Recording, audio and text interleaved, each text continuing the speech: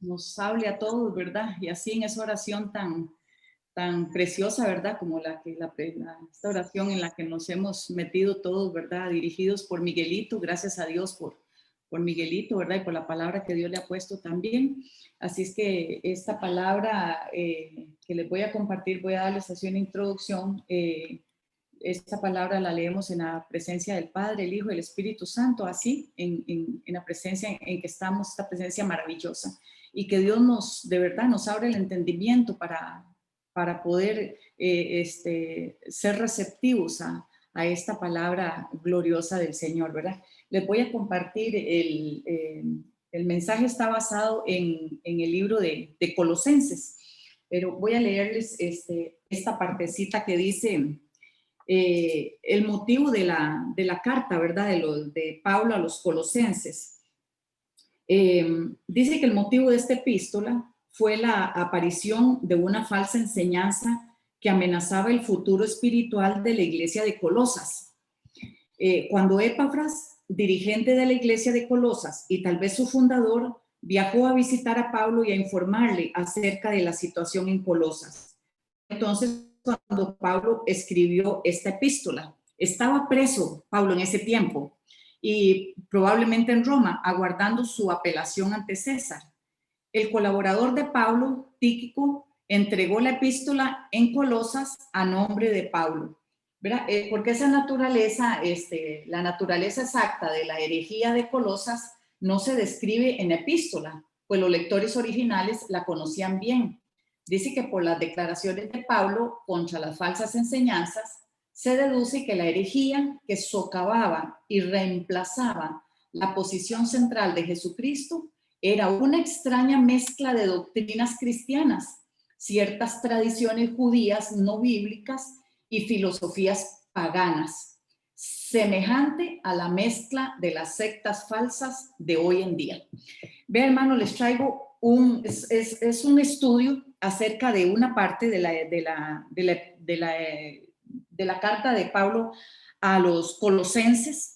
Entonces, les doy esta introducción, ¿verdad? Para entender de qué se va a tratar ahorita el comentario que tenemos. En realidad es un estudio, ¿verdad? Entonces, porque hay un problema en la iglesia de Colosas, ¿verdad? Hay un problema. Entonces, dice que desde que el mundo, el hombre ha querido demostrar que es capaz de salvarse a sí mismo. No quiere reconocer su dependencia de nadie, ni siquiera de Dios. Le gusta pensar que es autosuficiente, ¿verdad? Entonces, aquí se estaba dando un legalismo en la iglesia de Colosas. Legalismo es una formalidad o requisito legal que obstaculiza o impide el eficaz funcionamiento de algo. Ahora vamos a ver cómo se va aplicando este legalismo en la carta de los colosenses, ¿verdad? A los colosenses. Esta actitud de legalismo es la trampa favorita de Satanás. Su deseo es ver que una persona alcance grandes triunfos materiales sin tomar en cuenta al Creador. Su intención es convencernos de que podemos esforzarnos y hacer buenas obras para lograr nuestra salvación o para vivir una vida cristiana aprobada por Dios. Eso lo hemos visto en otros lugares, ¿verdad? Que nos dicen que nosotros por buenas obras nos podemos salvar. Y en realidad, a la luz de la palabra, sabemos que no es así, pero están enseñando eso. En la actualidad, comprobamos que las cosas siguen igual. Las grandes religiones del mundo apoyan esta mentira del demonio. Aunque haya muchas diferencias entre ellas, enseñan que podemos hacer algo por nosotros mismos para satisfacer las exigencias del Señor, pero no pueden garantizar que sus seguidores tendrán paz, porque es imposible realizar todo el tiempo el 100% de lo que se requiere. Si el ser humano puede hacer muchas cosas, pero en realidad en algún momento va a necesitar de que Dios le guíe, que Dios le ayude. Y muchas veces dicen, no, yo no necesito, ¿verdad? Tengo el dinero, puedo hacer todo, me valgo por mí mismo. Y en realidad tienen que llegar al final de cuentas a que sí necesitan, ¿verdad? Sí tienen esa necesidad. Las sectas también presentan el mismo concepto, aunque en diferentes formas. Vea, hermanos, para ellos, para estas sectas, la obra de Cristo por sí sola es insuficiente para asegurarnos la vida eterna. Por fuerza hay que añadirle otros requisitos, o cuando menos, nuevas buenas acciones. Según ellos, nadie puede saber con certeza la cantidad de obras aceptables que se necesitan para lograr la salvación, sino hasta después de la muerte, ¿verdad? Eso lo podemos encontrar en un pasaje en Hebreos 2:15, por si acaso lo quieren buscar, y también compararlo con la primera carta de Juan, el capítulo 5 y el versículo 13. Aún entre algunas iglesias que se consideran evangélicas, con frecuencia, hermanos, se hace énfasis en todo lo que tenemos que realizar para ser salvo o para seguir en ese estado, pues consideran que lo mínimo que se puede hacer para mantenerse en comunión íntima con Dios es obedeciendo las leyes. Así que hoy, como en la iglesia en Colosas, el problema del legalismo sigue siendo el mismo. La gente quiere vivir conforme a las reglas propuestas por el mundo. Por ejemplo, debo vivir conforme a lo que yo puedo lograr. Eso es lo que el mundo está enseñando. Y aún muchos cristianos están adoptando esas propuestas. También dicen, debo seguir las reglas inventadas por los hombres. Y dicen una tercera propuesta, puedo confiar en mi capacidad de agradar a Dios. Cuando todo esto, si no está a la luz de la palabra, pues no es agradable a Dios. La respuesta divina al legalismo humano es Jesucristo. No hay otro, hermanos.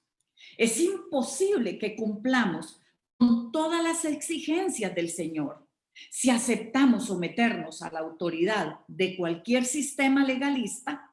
Entonces seremos irremisiblemente condenados. La solución es reconocer que el Padre nos ha proporcionado un camino y es a través de su Hijo Jesucristo. Él es Dios mismo y por lo tanto el único capaz de darnos todo lo que nos hace falta. No podemos añadir nada a lo que Él ha hecho.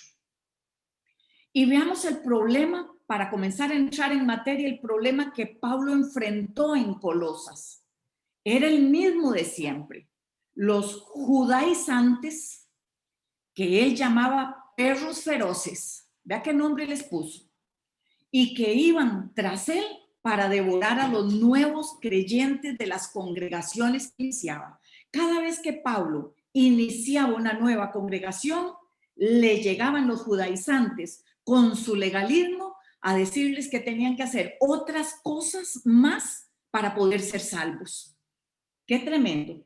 Así es que una iglesia como la de Colosas es producto de la enseñanza correcta de las Escrituras, de su aplicación, de la comunión íntima unos con otros y con Dios, del testimonio de vidas transformadas por el Señor y de su compartir la fe. Se necesita que esos tres elementos, hermanos, se den en forma equilibrada para que una iglesia sea verdaderamente madura. Esto lo consideré muy importante traerlo como un estudio, porque no es nada diferente a lo que estamos viendo en la iglesia de hoy en día, ¿verdad? Viendo que algunos líderes de iglesias cristianas están metiendo otras cosas para como si tuvieran que agregarle algo más para la salvación nuestra. Así es que veamos qué es una iglesia fructífera, como habla Pablo, ¿verdad? Que compara la iglesia de Colosas, que tiene todo esto. Dice, cuando los miembros de la congregación en Colosas escucharon la palabra de Dios, conocieron la verdad de las buenas nuevas de salvación por medio de la fe en Jesucristo.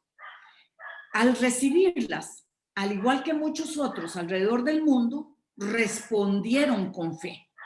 Confiaron en Jesucristo y ésta empezó a crecer y a producir fruto en sus vidas. Eso lo podemos ver al principio, ¿verdad? En el capítulo 1, en el versículo 5, y luego esto, cómo ellos fueron produciendo fruto en sus vidas en el versículo 6. El recibir la palabra no fue meramente un conocimiento intelectual estéril, o sea, que no tenía fruto. Había producido fe, había producido amor y esperanza en ellos. El evangelio es en esencia un organismo vivo que produce frutos, no como el maíz, sino como un árbol. El maíz muere hasta su raíz después que ha producido. Por el contrario, un árbol da fruto y sigue creciendo. No muere ahí, sigue creciendo. Esta es la comparación que se hace aquí. Así había sido la obra del evangelio entre ellos. Los fieles ministros de Cristo habían llegado para enseñarles y tenían buenos fundamentos, hermanos, porque ellos, porque amaban a Dios y a los hermanos en Cristo. Que esto es maravilloso que se dé en la iglesia de Jesucristo hoy en día, nosotros como hermanos. Por eso Pablo daba gracias a Dios en el verso 8. Sin embargo, a pesar del buen fruto que daban, había surgido el problema de una doctrina falsa dentro de la iglesia. Preocupado, Epafras viajó para conseguir la ayuda de Pablo. Epafras fue a contarle a Pablo lo que estaba sucediendo en Colosas, que a pesar de la fe, a pesar de que ellos estaban conduciéndose bien en el amor y en la esperanza en ellos, había algo que se había introducido en la iglesia de Colosas y que era peligroso. Y esto es para alertarnos nosotros de qué cosas están entrando como falsas enseñanzas en la iglesia hoy en día, donde estamos nosotros, para estar alerta también. Vamos a hablar de Pablo y la oración. Vean que cuando oramos a favor de otros, ¿cómo lo hacemos? ¿Qué deseamos para ellos? Pablo fue de los líderes de la iglesia primitiva que invertía mucho tiempo intercediendo por las congregaciones e individuos entre quienes ministraba. Los mantenía constantemente, continuamente lo hacía de orar por ellos, congregaciones e individuos.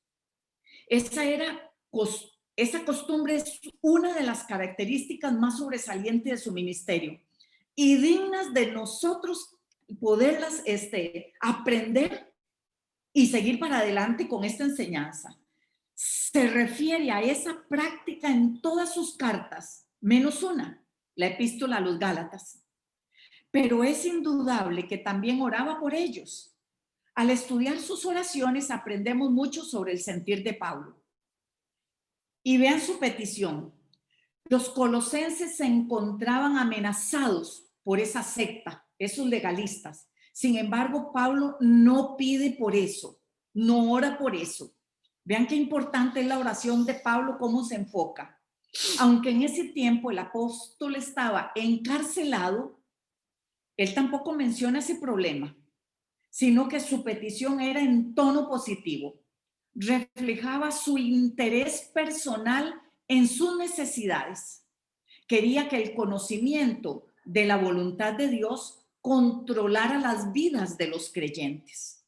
La primera parte es de alabanza. Ahí lo podemos ver en esta carta de los Colosenses. Si ustedes van leyendo, vamos ahí con esto que les estoy explicando y también leyendo ahí la carta de los Colosenses, ¿verdad? Entonces, la primera parte es de alabanza, de acción de gracias por su fe, por su amor y por su esperanza, y por la forma en que habían recibido la palabra del Señor. Eso va del capítulo 1, del 3 al 8. La segunda parte contiene lo que pedía específicamente por ellos. Va del capítulo 1, del versículo 9 al 23.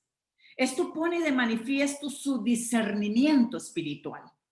No los critica por haber permitido la presencia de los maestros falsos, pues sabía cuál era la esencia de la dificultad. Más bien, la preocupación de Pablo se centraba en el estado espiritual en que se encontraban. Para él no era suficiente saber que eran salvos. Eso no era suficiente. Él quería saber cuál era su madurez. Tampoco deseaba que tuvieran un entendimiento meramente intelectual de la voluntad divina, sino que Dios dirigiera sus vidas. Esa era la preocupación de Pablo. Qué maravilloso saber esto. Al conocer la voluntad de Dios, el propósito del apóstol Pablo era que andemos dignamente, dice el versículo del 10 al 23. El conocimiento de la voluntad de Dios debía producir en los colosenses y en nosotros un nuevo estilo de actuar, distinto al anterior, por supuesto, que nos permita vivir dignamente, agradándole en todo y no basándonos en ese legalismo, en esa situación, sino en una relación personal con Dios. Aquí vamos a hablar de llevando fruto. Vamos a ver esto. El primero es que fructifica en toda buena obra. Qué maravilloso es esto, ¿verdad? En otras palabras, se producen buenas obras sin tomar en cuenta las exigencias de la ley, sino en forma natural. Así como las plantas vivas producen sus frutos, de la misma manera, el Espíritu Santo morando en nosotros producirá fruto espiritual. Eso lo podemos encontrar en Gálatas 5, del versículo 22 al 23. Por consecuencia, el creyente que es dirigido por lo que Dios quiere hacer en su vida, le agrada en todo. Pero una viña que no da uvas es considerada inútil. Ahora, hay otro punto. Creciendo en la voluntad de Dios. Vamos a ver cómo es esto. Este es el segundo resultado. Es que la comprensión de la divina persona crece más cada día. El autor sigue usando como ejemplo la agricultura. Veamos cómo Pablo hace este ejemplo. Un concepto que los que reciben su carta entendían perfectamente. Al observar los árboles en primavera, se hace evidente que les brotan nuevas ramas. Este ciclo se repite cada año en esa temporada. Si un árbol no hace esto, no produce fruto y es muestra de que no tiene vida. Así es también con un creyente auténtico. Siempre producirá más porque sigue creciendo continuamente en el conocimiento de Dios como lo hacen las plantas. Pablo deseaba ver lo mismo en los hermanos de la iglesia de Colosas. Vamos a ver el otro punto donde dice siendo fortalecidos. El tercer resultado de una vida que está controlada por el Señor es que recibirá la fortaleza necesaria para vivir como Él quiere. Pablo utiliza distintas palabras relacionadas con el vocablo poder para subrayar la verdad de que una vida digna que agrade a Dios recibe una fuerza especial. Así, los creyentes tienen la capacidad de vivir conforme lo desea el Padre Celestial. Esta fuerza se recibe de acuerdo a la medida de la potencia de la gloria divina. No tiene límites naturales como el hombre, porque procede de Dios mismo. No nos la otorga sin propósito, ni para satisfacer nuestros gustos, sino con el fin de soportar y vencer cualquier aflicción o problema. Por eso somos fortalecidos. Ahora, dando gracias al Padre, dice el versículo 1 del 12 al 23, una vida digna se caracteriza por acciones de gracias al Señor, por todo lo que hace a nuestro favor. Al reconocer esto, tenemos, hermanos, que contemplar sus bendiciones y agradecerle cada cosa que recibimos. El resultado entonces es una actitud humilde, gozosa y agradecida. Siempre debemos de tener estas tres actitudes: humildad, gozo y agradecimiento a Dios, en todo momento estemos pasando lo que estemos pasando, hermanos. Estos ejemplos maravillosos de la iglesia de Colosas y ahora para nosotros también. Ahora, Dios nos hizo aptos para compartir la herencia. En el libro de Colosenses, Pablo enfrentó a los judaizantes, a esta secta contemporánea que más daño hacían aquellos días. Ellos, al igual que otros sectarios, creían que la muerte de Cristo por sí sola no era suficiente para salvarnos y que era necesario añadirle algo más para obtenerla, o por lo menos para alcanzar la santificación personal. Y desde el principio del libro, el apóstol trata de demostrar que no es así.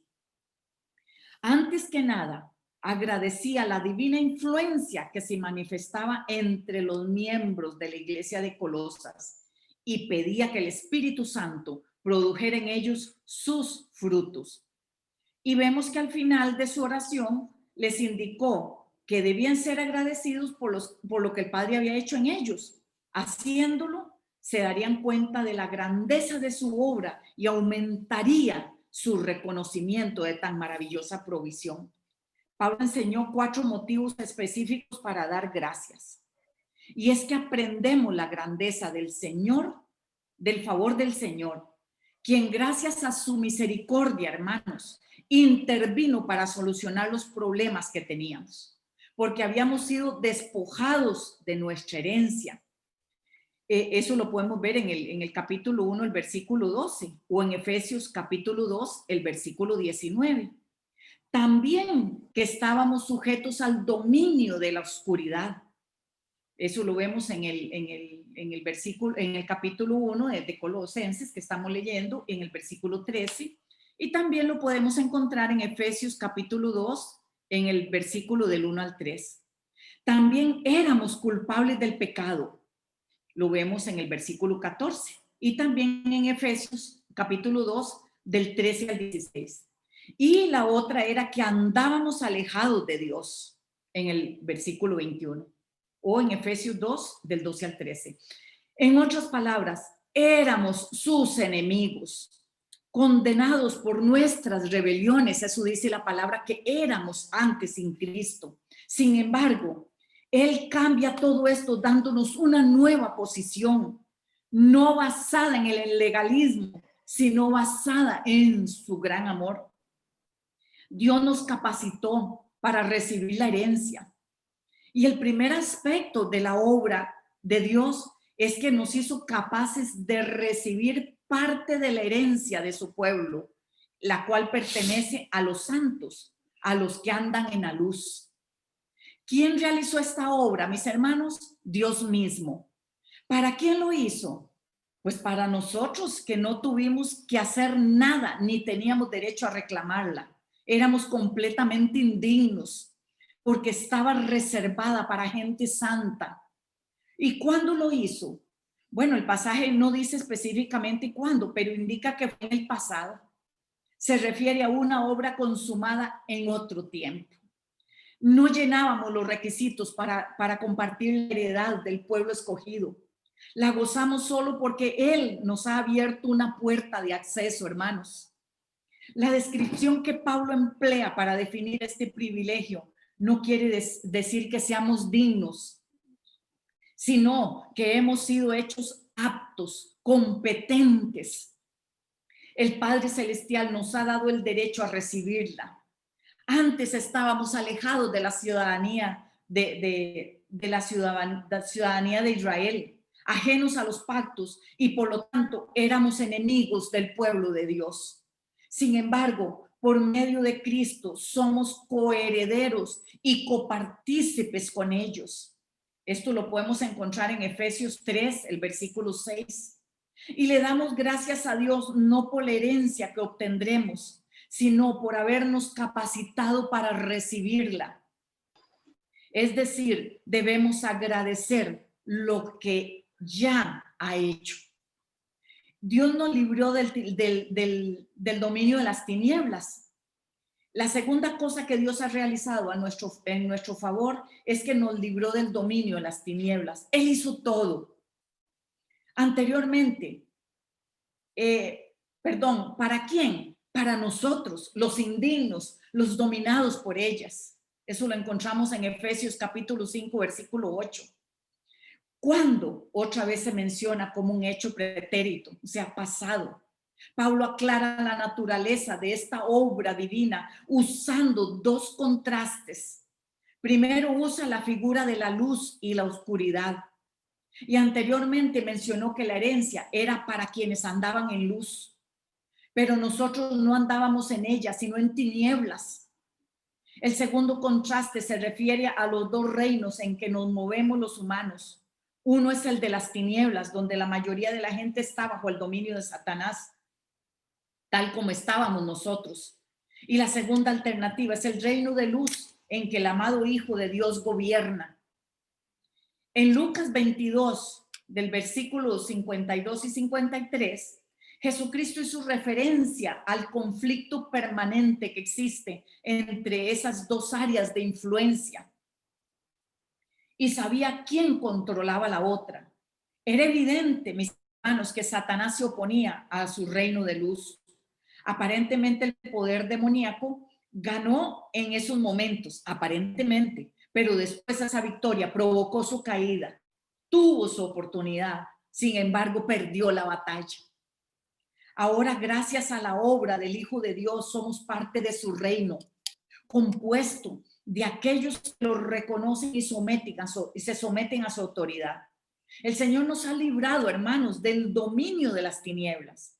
Éramos esclavos de ellas, pero ahora hemos sido libertados. Ya no tienen dominio sobre nosotros. Ahora, la otra es que Dios nos trasladó al reino de su Hijo. Pablo registra que a través de la obra consumada por Cristo en la cruz, Dios nos hizo ciudadanos del reino de su Hijo amado. Por eso hemos dejado de ser enemigos y extranjeros para ser parte del pueblo esencial del Padre. Qué maravilloso es saber todo esto, hermanos, y un poco más de la palabra. La palabra trasladar que Pablo utiliza en este caso es empleada para referirse a un cambio de nacionalidad. Eso lo podemos encontrar en Efesios capítulo 2, versículo 19 y también en Filipenses capítulo 3, versículo 20. No entre límites territoriales, sino en lo espiritual, en el reino de Cristo que se encuentra en el corazón de quienes han confiado en él. ¿Cómo realizó Dios este cambio? Por medio de la redención. Qué maravilloso, ¿verdad? Palabra que se usaba para referirse a la compra de un esclavo o prisionero de guerra en el mercado público después de pagar el precio estipulado. Solo así podía conseguir su libertad. En este caso, el aspecto más importante de nuestra redención es el perdón de pecados. Hoy por hoy, hermanos, tenemos a nuestro abogado, como dice la palabra, ¿verdad? En la primera carta de Juan, que tenemos a Jesucristo, nuestro abogado, que es al que podemos ir nosotros y ponernos a cuentas con él, ir a exponer nuestra condición de pecadores y estar a cuentas ahí con un abogado que tenemos en los cielos, a Jesucristo, que Él es el que intercede por nosotros ante Dios nuestro Señor. Esta palabra, hermanos, es solo parte de un estudio de la carta a los Colosenses, pero aquí lo que podemos ver en esta porción de este estudio y porción de la palabra es cómo Pablo enfoca, ¿verdad? Y cómo se enfoca en esto para traer de alguna manera solución a través de la palabra a esta secta judaizante que se había metido entre la iglesia de Colosas.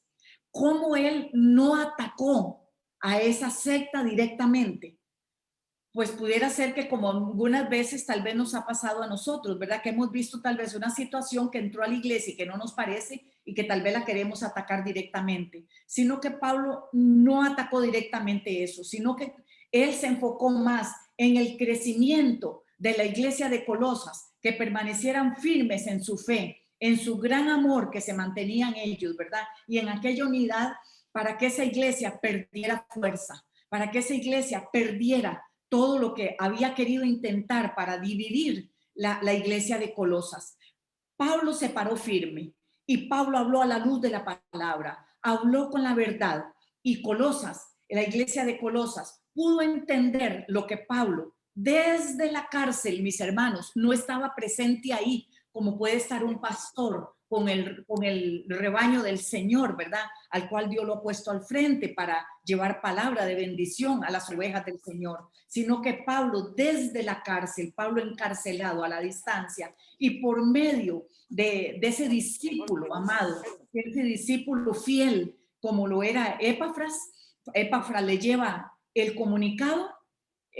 Aquí lo podemos ver, un comunicado dentro de la dirección de Dios, porque no fue un chisme, hermanos, no fue un cuento que le llevó Epafras a Pablo, no, le llevó una situación difícil que había ahí para que esta situación se controlara y Pablo, guiado por el Espíritu Santo de Dios, comenzó a dirigirlos en oración. Y vean la oración cómo comienza en la palabra, en la carta a los colosenses, que la podemos ver porque ahí la tienen ustedes, ¿verdad? La tienen ahí abierta para irla, ¿verdad? Ir siendo dirigido, como dice Pablo, la saludación, ¿verdad? La salutación.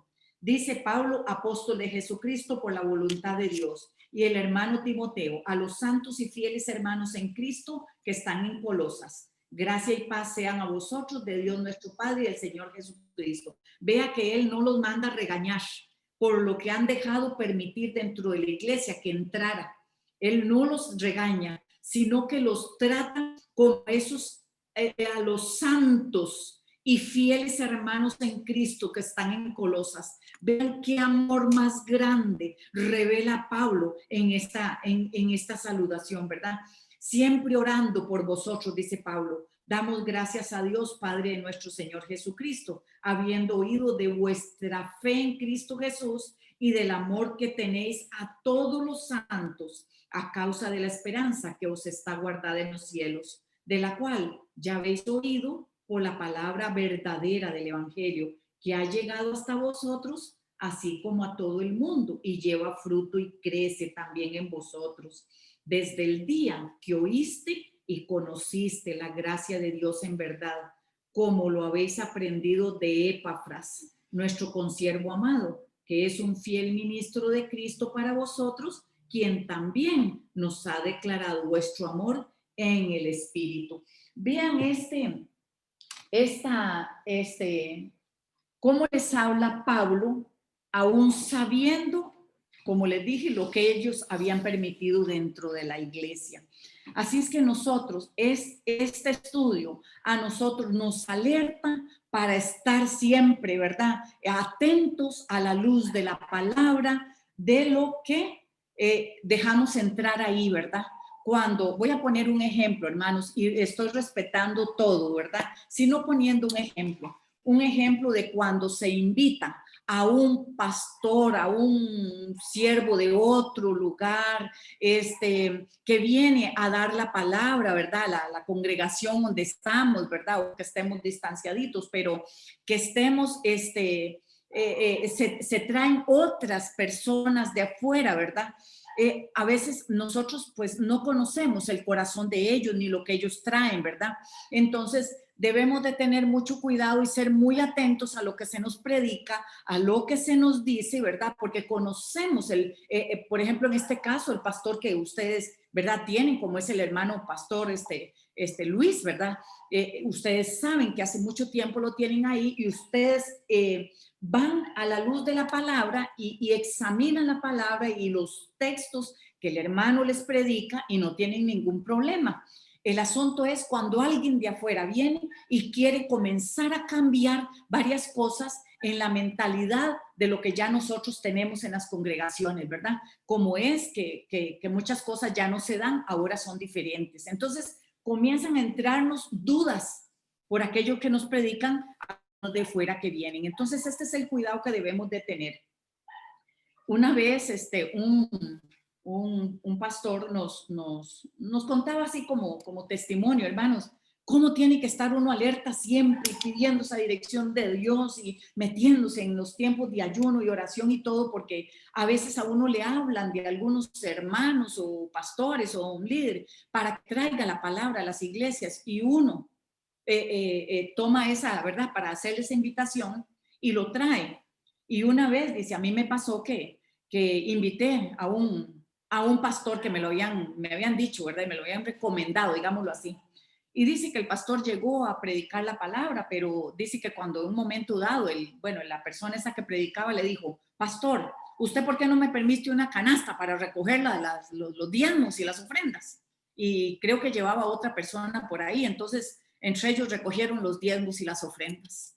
Y resulta que cuando terminaron ellos de recoger los diezmos y las ofrendas, le dieron una partecita al pastor. Tome, pastor, a usted le toca esto nos toca a nosotros. Y dice, yo me quedé así, hermanos, ¿cómo es eso? Así sí. Le digo, pero, hermano, ¿se le llevaron los diezmos y las ofrendas? Sí, me dijeron que solo esta partecita me correspondía a mí, lo demás les tocaba a ellos, porque así es como ellos trabajaban. Pero Dios mío, ¿qué es esas cosas tan al revés, tan extraño? Y no sé si hasta hablaron con él, no recuerdo, y hasta le pidieron, no sé si fue creo que, bueno, estábamos mi esposo y yo ahí, ¿verdad? La batería o una de esos instrumentos, y hasta creo que también se fue uno de los instrumentos.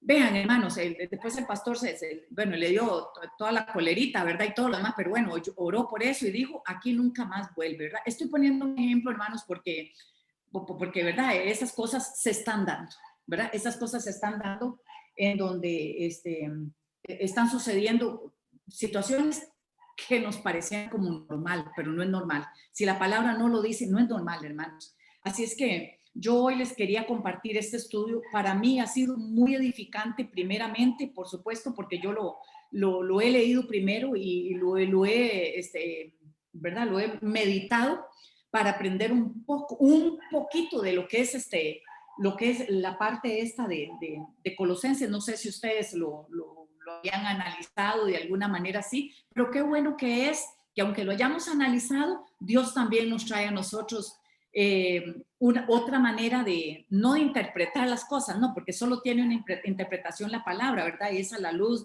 y con alianza al Espíritu Santo. Pero qué maravilloso es conocer nosotros que debemos de estar alerta siempre. No debemos, como dijo Miguelito, desmayar o ahí quedarnos, ¿verdad? Pensando que eso será así o no será así, y no hacemos como los de Berea, que a los de Berea les predicaban Pablo y quien fuera, y aunque fuera Pablo, se iban a revisar la palabra, ¿verdad? No se quedaban con lo que les daban, se iban a revisar la palabra. Yo por eso ahora les di algunos textos para que compararan esto que les he traído. Y bueno, yo doy gracias a Dios por este tiempo, por este espacio que Dios me ha dado y alertándonos todos de lo que estamos recibiendo, porque no es que, por ejemplo, que donde mi esposo y yo estamos también congregándonos, no es que esa es la iglesia perfecta y es santa palabra lo que ahí se dice, no, ni donde estamos cada uno, no, la perfección solamente está en Dios, ¿verdad? Eso lo sabemos, solamente en Jesucristo, ¿verdad? Así es que nosotros vamos aprendiendo cada día y sí, muchas veces cometemos errores, ¿verdad? Y a veces recibimos cosas que después nos quedan duda, pero gracias a Dios que tenemos el discernimiento del Espíritu Santo, que es el que nos alerta siempre a la palabra, pues él fue el que inspiró la palabra de Dios y por supuesto que en la presencia del Padre y del Hijo que están en nosotros y que están con nosotros también, nos dirigen con estos estudios y con palabra, ¿verdad? Así es que muchísimas gracias por este espacio, por esta palabra maravillosa que nos enseña cada día más, ¿verdad? A cómo poder entender un poquito mejor, ¿verdad? Con un estudio y bueno, a seguir adelante con el resto del estudio que falta, ¿verdad? Y cada capítulo. Y que Dios les bendiga y les guarde. Muchísimas gracias al espacio y muchas gracias al pastor Luis y muchas gracias, Johnny. Que Dios les bendiga y les guarde. Bendiciones.